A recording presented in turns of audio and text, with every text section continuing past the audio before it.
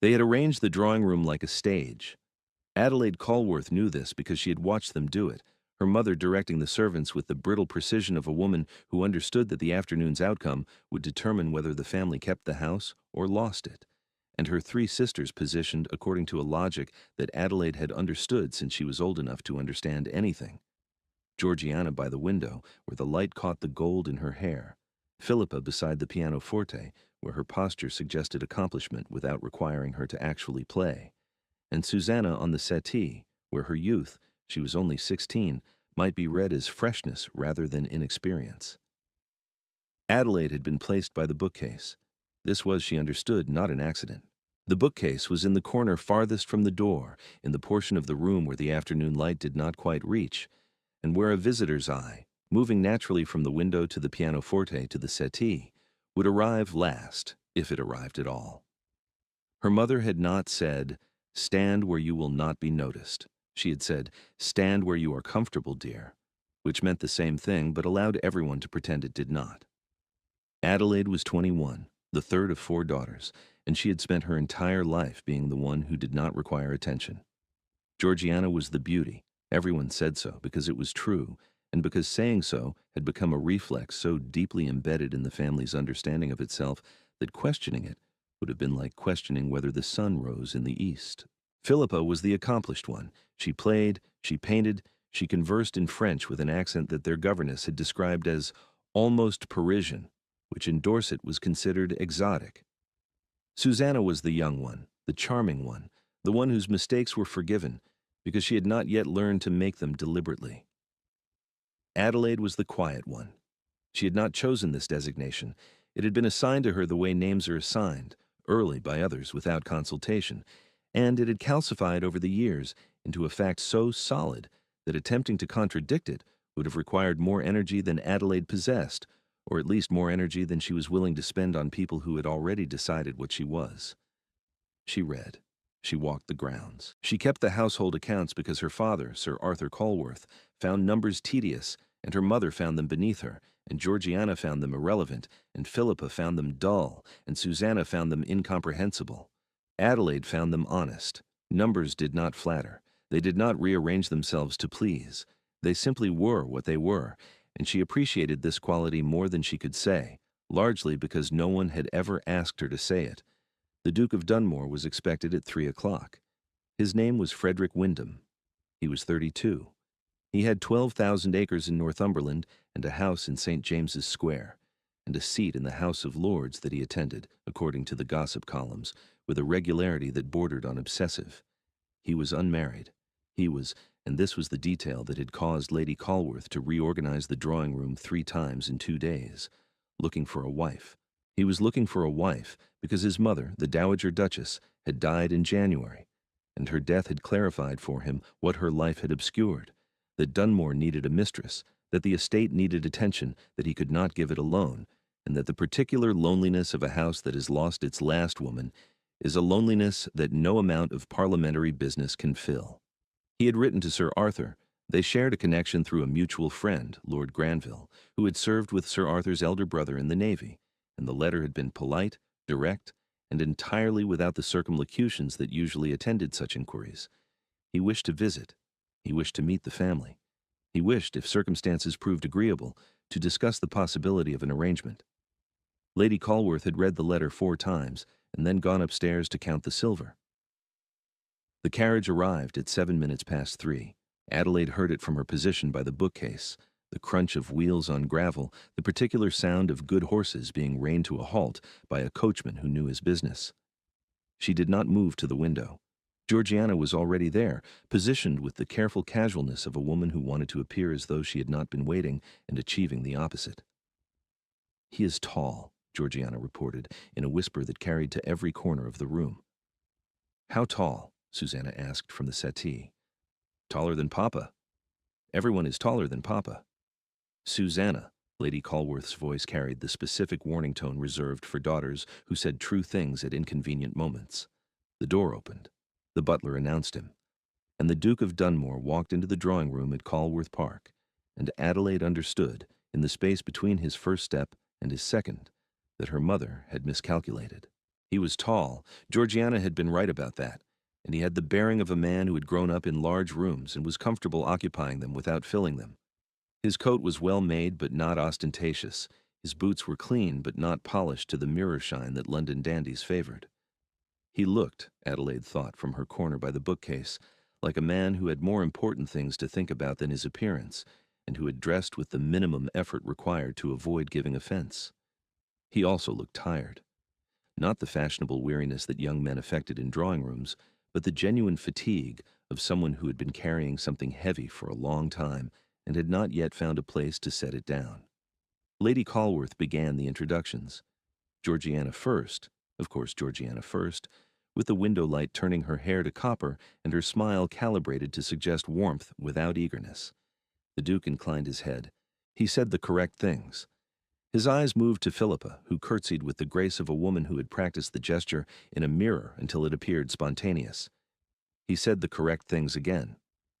Susanna received him with the bright, unguarded enthusiasm of a girl who had not yet learned to disguise her feelings, and the Duke's expression softened slightly, the way an adult's expression softens when confronted with something genuinely young.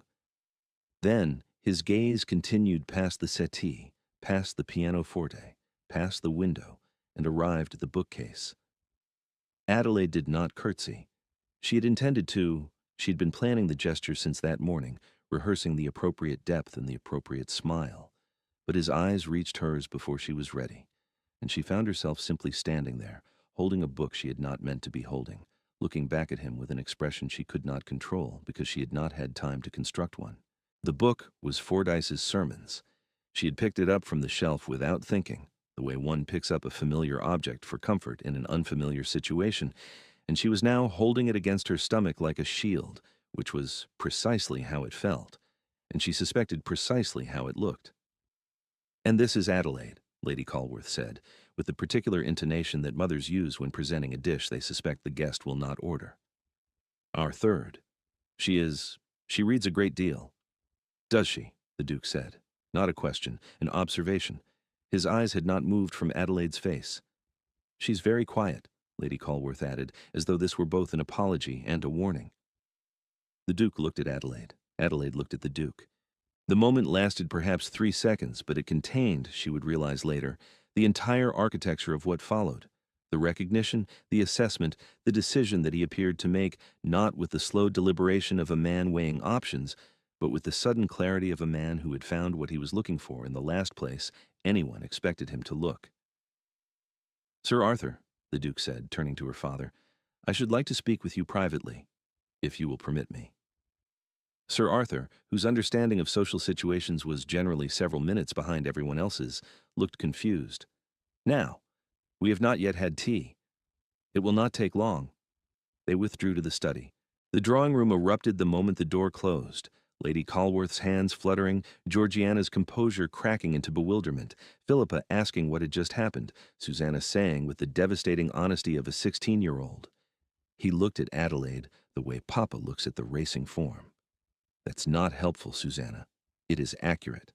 Adelaide stood by the bookcase and held Fordyce's Sermons and said nothing, because she had spent 21 years being the quiet one, and she did not yet know that this was the last day that designation would belong to her. The study door opened 11 minutes later.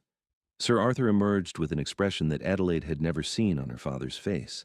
It was the look of a man who has been handed something valuable and is not entirely certain he deserves it. Behind him, the Duke walked back into the drawing room and crossed it, not to the window where Georgiana stood, not to the pianoforte where Philippa sat, not to the settee where Susanna perched, but to the bookcase. "Miss Adelaide," he said, "would you walk with me in the garden?" The silence that followed was the loudest thing Adelaide had ever heard. Yes," she said, "if my mother permits." Lady Calworth permitted. She had no choice. Sir Arthur's expression had already communicated everything she needed to know about the conversation in the study, but she permitted, with the rigid smile of a woman watching her carefully staged production, be rewritten by an actor who had not read the script. They walked in the garden. The grounds at Calworth were not grand. Sir Arthur's debts had meant the gardener had been reduced to a single man working 3 days a week, and the hedges were overgrown, and the fountain had not worked in 2 years. But the paths were clear, and the afternoon was fine, and Adelaide found herself walking beside the Duke of Dunmore in a silence that was, for the first time in her life, not the silence of being ignored, but the silence of being waited for. "You are wondering why," he said after they had passed the fountain. "I am. I will tell you, but I should like to ask you something first. The book you were holding, Fordyce's sermons, do you read them for instruction or for amusement?" Adelaide considered lying. It would have been safer. Fordyce was improving literature, the kind of book a young woman was supposed to read for moral edification, and saying she read it for instruction would have been the expected answer, the quiet answer, the answer that the quiet one would give. "For amusement," she said. "He is extraordinarily pompous. His chapter on female delicacy reads as though he has never met an actual woman." The Duke stopped walking. He looked at her, and then he laughed, not a polite laugh, not a drawing-room laugh, but a real one, sudden and surprised and entirely uncontrolled, the laugh of a man who had not expected to be amused and was delighted to be wrong. "Miss Adelaide," he said, "I asked your father for permission to court you." "I gathered that." He was surprised. "Everyone will be surprised. My mother has not yet recovered. Georgiana will not speak to me for a week. Philippa will require an explanation she will never accept." Adelaide looked at him steadily, with the same eyes that had met his across the drawing-room, direct, undecorated, entirely without pretense. "I should like an explanation myself." "You were the only person in that room who was not performing," he said. "Your sister by the window was performing beauty. Your sister at the pianoforte was performing accomplishment. Your youngest sister was performing charm. Your mother was performing hospitality. Your father was performing ease. You were standing in a corner holding a book, and you were the only real thing in the room." Adelaide said nothing for a long moment. The garden was quiet around them, the broken fountain, the overgrown hedges, the particular stillness of an English afternoon in early summer when the light goes golden and the world seems to hold its breath. "You cannot know that," she said. "You looked at me for 3 seconds. I looked at you for 3 seconds because 3 seconds was enough. I have spent 10 years attending balls and dinners and house parties and assemblies where I am presented with women who have been prepared like dishes at a banquet, garnished, arranged, positioned for maximum effect. I have learned to see past the presentation in approximately the time it takes to cross a room. You were not presented. You were hidden. And the fact that your family hid you told me more about your value than anything they could have said. Or it told you that I have nothing worth presenting. No." His voice was quiet, but certain. "It told me that what you have is not the kind of thing your family knows how to value. That is their failure, not yours." Adelaide felt something move in her chest, not the flutter that novels described, not the breathlessness that Philippa claimed to feel in the presence of handsome officers at assemblies. It was something sturdier than that. It was the sensation of a door being opened in a room she had assumed was sealed shut, and light coming through, and the sudden disorienting awareness that the room was much larger than she had believed. "You do not know me," she said. "No. I might be dull. I might be disagreeable. I might have nothing to recommend me beyond an honest face and a critical opinion of Fordyce." "You might," he said. "But I have spent the past 3 years in rooms full of women who are performing, and I am tired of it, and I would rather take the risk of discovering you are dull than accept the certainty of marrying someone who will never show me who she actually is." She looked at him, this tall, tired, serious man who had walked into her mother's carefully staged drawing room and looked past the beauty and the accomplishment and the charm and seen the girl by the bookcase, and she felt something shift in the ground beneath her feet. Not dramatically. Not the way it happened in the novels Philippa read, and Adelaide pretended not to. More like the settling of a foundation that had been waiting for a very long time, for weight to be placed upon it. "Then I accept your courtship," she said. "But I should warn you, I have very strong opinions about Fordyce, and they do not improve with acquaintance." "I am counting on it," he said. The courtship lasted 4 weeks. He came to Calworth 3 times and wrote between visits. His letters were precise, detailed, and contained a quality that Adelaide identified, after the second one, as the written equivalent of the way he had looked at her across the drawing room, attentive, unhurried, and entirely focused. On his first return visit, he asked to see the household accounts. Lady Calworth, who had been preparing Georgiana for a walk in the grounds that would coincidentally pass through the rose garden at the hour when the light was most flattering, was caught entirely off guard. "The accounts?" she said. "Whatever for?" "Miss Adelaide manages them, I understand. I should like to see her work." Adelaide brought the ledgers to the morning room. She had not expected anyone to ask for them. They were not the kind of thing suitors requested, and she laid them on the table with the particular self-consciousness of a woman presenting something she valued to someone who might not. The books were meticulous, every entry in her careful hand, every column balanced, every discrepancy noted in the margins with an explanation and a proposed correction. Frederick turned the pages slowly. He did not skim. He read the way Adelaide read, with the concentration of someone who believed that details mattered, that the difference between careful and careless was the difference between a household that endured and one that quietly fell apart. "You found the error in the farrier's account," he said. "It was a recurring overcharge, 7 shillings per quarter for 3 years. He was billing for a 5th horse we do not have." "Did you confront him?" "I adjusted the payment and included a note explaining the correction. He has billed correctly since." Frederick closed the ledger. He looked at her with an expression she could not immediately read. It was not admiration, exactly, nor surprise, but something closer to confirmation, the look of a man who had formed a hypothesis and found it proven. "My mother managed the Dunmore accounts for 30 years, he said. "She kept them in the same hand, the same precision. I have not been able to look at them since she died." Adelaide understood, in that moment, something about the Duke of Dunmore that his title and his bearing and his 12,000 acres had concealed, that he was grieving, that the tiredness she had seen in his face the first afternoon was not fatigue but loss, that he had come to Calworth looking not just for a wife, but for something his mother's death had taken from him, the presence of a woman who could hold the structure of a house together, who could make the numbers honest and the rooms alive, and the silence feel like peace rather than emptiness. He asked about her life in his letters, not the version of her life that Lady Calworth would have presented, the drawing-room version, sanitized and arranged for display, but the real one. What she read, what she thought about what she read, how she managed the household accounts and what she had learned from managing them, whether she was happy. No one had ever asked Adelaide whether she was happy.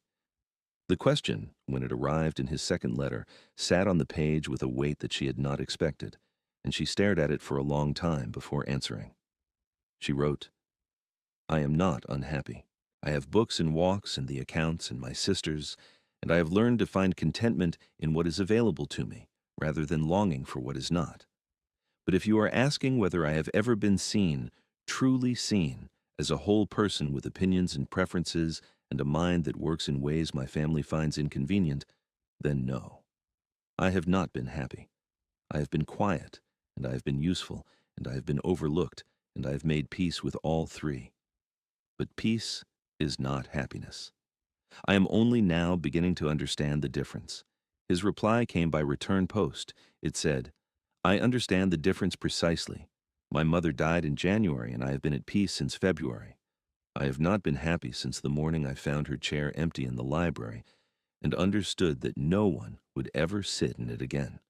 I am writing to you because your letter is the first thing in 4 months that has made me think happiness might be structurally possible again. I do not say this to burden you. I say it because you asked me to be honest, and I find that I do not know how to be anything else with you." Adelaide read this letter in the garden at Calworth, sitting on the stone bench by the broken fountain, and she pressed the paper flat against her knee and breathed carefully and thought, "This is what it feels like to be known." He proposed on his third visit. They were in the garden again, the same path, past the broken fountain, and he said, "Adelaide, I have read your letters. I have listened to your opinions on Fordyce and on household accounts and on the proper management of hedgerows, which I confess I had not previously considered a subject of passionate debate. I would like to marry you. I'm asking because I have spent 4 weeks discovering that you are not dull, you are not disagreeable, and you have a great deal more to recommend you than an honest face, though I value the honest face enormously. You are proposing in a garden with an overgrown hedge and a broken fountain. I am proposing in the place where I first heard you say something true. The setting seems appropriate." She said yes. She did not hesitate. She had spent 21 years hesitating, waiting to speak, waiting to be asked, waiting for permission to exist at full volume, and she was finished with it. She said yes the way she said everything that mattered, clearly, directly, without apology. They married in the chapel at Dunmore 6 weeks later. It was a small ceremony. Sir Arthur and Lady Calworth had made the journey, along with Philippa and Susanna.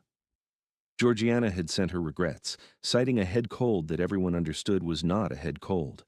The household staff filled the remaining pews, and Mrs. Lockwood stood at the back with her hands clasped and an expression that she would later describe to the cook as cautiously optimistic, which for me is practically ecstatic. The journey north had taken 3 days, and Adelaide had spent them watching the landscape change through the carriage window, the soft green of Dorset giving way to the wilder, starker beauty of Northumberland, the rolling fields replaced by moorland and stone walls, and a sky so vast it seemed to press against the earth. Dunmore was enormous, not in the ostentatious way of houses built to impress visitors, but in the solid, unapologetic way of a house that had been standing for 200 years and intended to stand for 200 more. Gray stone, tall windows, a drive lined with ancient oaks. When the carriage pulled up to the front steps, the household staff were assembled. Mrs. Lockwood, the housekeeper, Talbot, the steward, the footmen and maids and kitchen staff, and they looked at Adelaide with the careful assessment of people whose livelihoods depended on the character of the woman who would be running their lives. Mrs. Lockwood, who had served the Dowager Duchess for 23 years, and whose opinion of the new Duchess would determine the household's opinion, shook Adelaide's hand and said, "Welcome to Dunmore, Your Grace.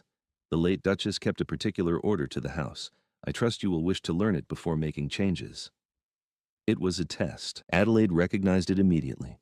The same quiet assessment she had been subjected to her entire life, the evaluation that preceded the designation, the moment when someone decided whether she was worth their attention or merely worth their tolerance.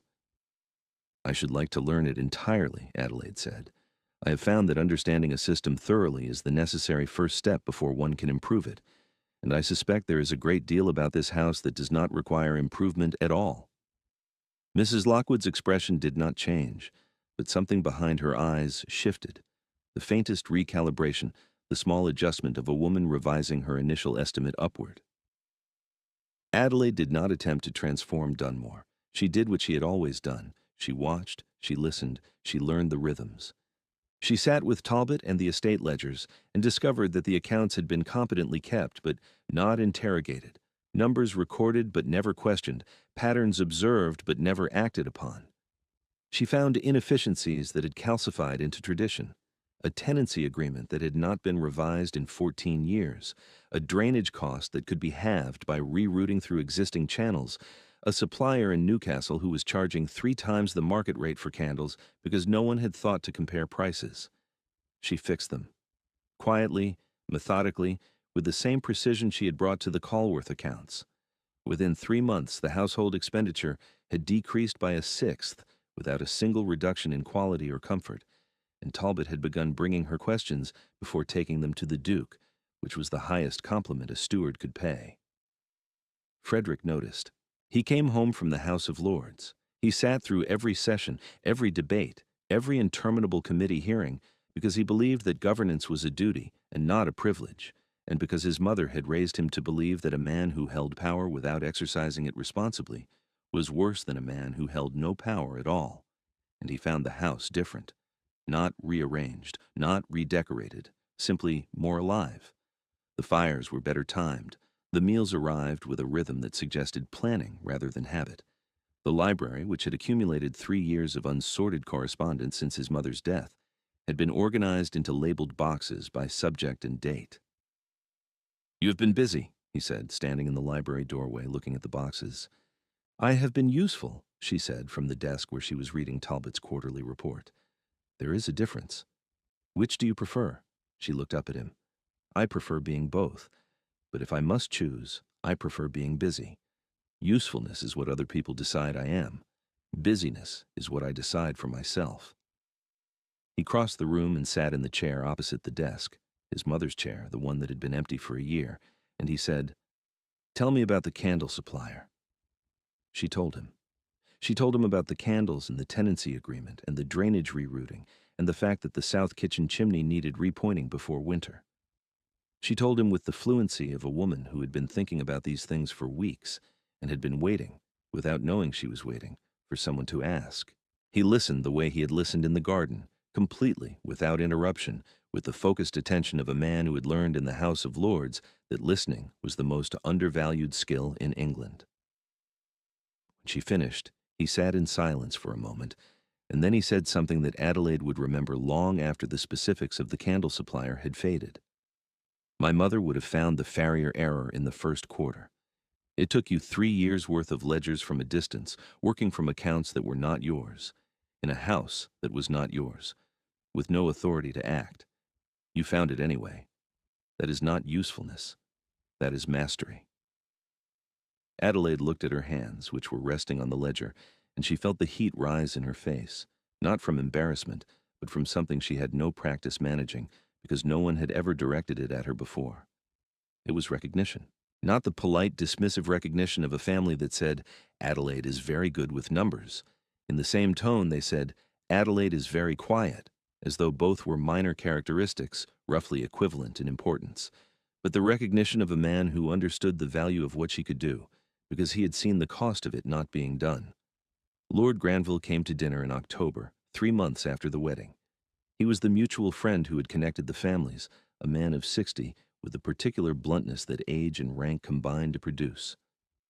He had known Frederick's mother, had watched Frederick grow up, and considered himself entitled to opinions about the Dunmore household, in the way that old friends of the dead consider themselves entitled to opinions about everything the dead have left behind. He watched Adelaide through dinner. She managed the table with the quiet competence that had become her signature, ensuring the conversation moved, that the courses arrived on time, that Lord Granville's glass was never empty, and his stories were never interrupted, even when they ran long. After the meal, when the men would typically have remained at the table with port, Frederick stood instead and said, "Shall we join the Duchess? She has been reading Fordyce again, and I should like Lord Granville to hear her opinions before he leaves." In the drawing room, Granville sat opposite Adelaide and said, "Your husband tells me you have reduced the household expenditure by a sixth." "Talbot deserves equal credit," Adelaide said. "He identified the problems. I merely insisted they be addressed. He tells me you argued with the Newcastle supplier until he reduced his price by half." "I did not argue. I presented him with the market rate and offered him the choice between a fair price and no custom at all. He chose the fair price." Granville looked at Frederick. "She is formidable." "She is Adelaide," Frederick said, as though this were the same thing, which Adelaide was beginning to understand. It was. Georgiana wrote from Dorset. The letter was brief, formal, and contained a sentence that Adelaide read 3 times. "I confess I did not understand his choice, and perhaps I still do not, but I am told Dunmore is well managed and that you are considered a credit to the household.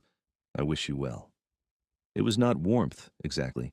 It was the closest thing to acknowledgement that Georgiana's pride would allow, and Adelaide received it as such. Philippa wrote separately. Her letter was longer and more honest. "I was angry. I will not pretend otherwise. But Mother says the debts are cleared, and Susanna will have a season, and I know that is your doing, even if no one says so." Adelaide folded this letter and kept it in the drawer of the writing desk that Frederick had given her. Not a hand-me-down, not a borrowed piece, but a new desk commissioned from a cabinet maker in Alnwick, built to her specifications, with drawers deep enough for ledgers and a surface wide enough for maps. Their daughter was born the following spring. They named her Eleanor, Frederick's mother's name, and the morning after the birth Mrs. Lockwood came to the bedchamber carrying a small wooden box that Adelaide had not seen before. "The Dowager Duchess left this for whoever came after her," Mrs. Lockwood said. "She told me I would know when to give it." Inside the box was a pair of reading spectacles, plain, unfashionable, well worn, and a note in a hand Adelaide had never seen. "To the next Duchess of Dunmore. If you are reading this, my son has chosen well, because Mrs. Lockwood would not have given you this box otherwise. These spectacles belong to me. I wore them every evening in the library while Frederick read aloud to me, and he pretended not to notice that I needed them, and I pretended not to notice that he pretended, and we were happy. I hope you will be happy too. The house deserves it. So does he." Adelaide put on the spectacles. They were the wrong prescription, slightly too strong, blurring the edges of the room, But she wore them for a moment anyway, sitting in the bed with her daughter in the crook of her arm and the late Duchess's spectacles on her nose, and she felt the presence of a woman she had never met reaching across the gap between the living and the dead to say, "You belong here." Frederick found her like that. Spectacles, baby, the note still open on the coverlet, and he stopped in the doorway the way he had stopped in the drawing room at Calworth, the way he stopped every time he encountered something real in a world that was constantly performing. "Those were my mother's," he said. "Mrs. Lockwood gave them to me. With a note." She held it out. He read it again. He sat on the edge of the bed and held the note and looked at his daughter and did not speak for a long time. "She would have liked you," he said finally. "I think she already does," Adelaide said.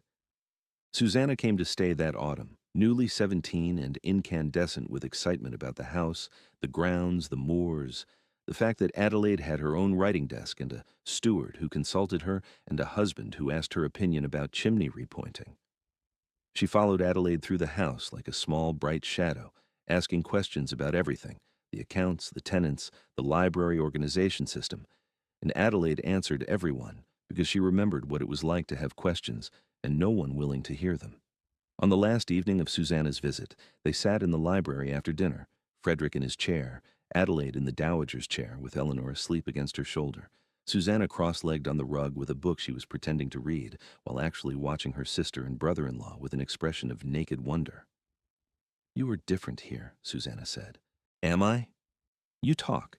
You argue with Talbot about drainage channels. You told Lord Granville at dinner that his position on the Corn Laws was historically illiterate. You laughed." Susanna paused. "You were never like this at home."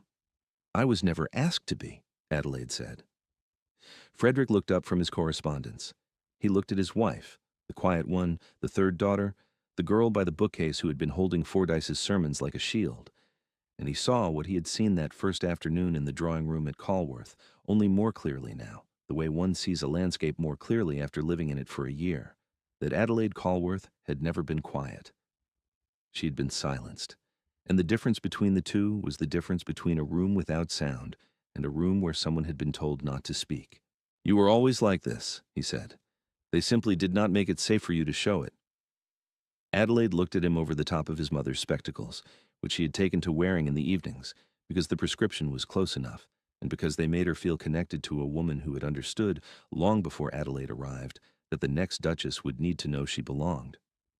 "You made it safe," she said. "No," he said. "I made it possible. You did the rest yourself." The fire burned low. Eleanor stirred and settled. Susanna fell asleep on the rug with her book open on her chest. Outside, the Northumberland evening came down over the moors like a curtain drawn slowly across a window.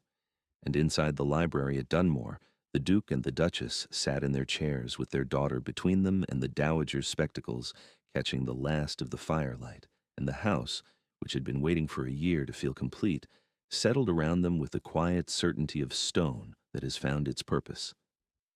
If this story stayed with you, you might find the next one does too. They arrive here, like a girl stepping out of a corner and into the light, whenever they are ready.